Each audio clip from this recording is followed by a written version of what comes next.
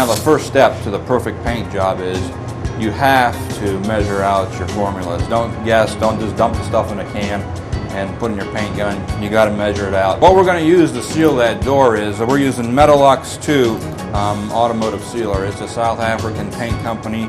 They just came to the United States a few months ago, and they gave us this free product to try, so we're going to put it on.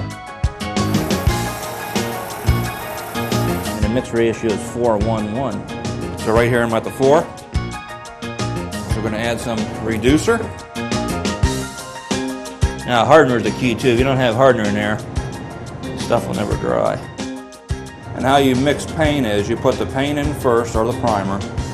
You go with the reducer, and then you go with the hardener. That is key when you're mixing paint. Otherwise, you can have a mess. If you put too much thinner in, it's going to run off the car, or reducer. But now as you look, the viscosity is even and nice, and how it's dripping right there, that's what you should see. With any product, you always primer no matter what. You want to use a strainer. Filters all the stuff out of it. Very important step of painting is the regulator. This is a regulator for an HVLP gun. You want this set at 29 bar when it's pressurized. We'll come back to it when I hook the air hose up. But you want to be at 29 so you're at 10 at the cap when it's coming out of the gun.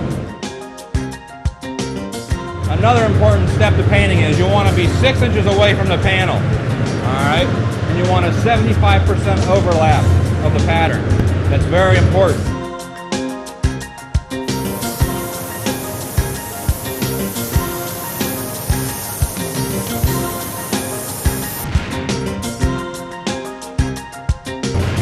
Now what I did was a technique called wet on wet.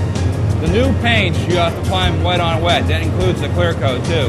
What that means is you do your one coat, 75% overlap, you go right back over it with your second coat, and you walk away. Trust me, you walk away.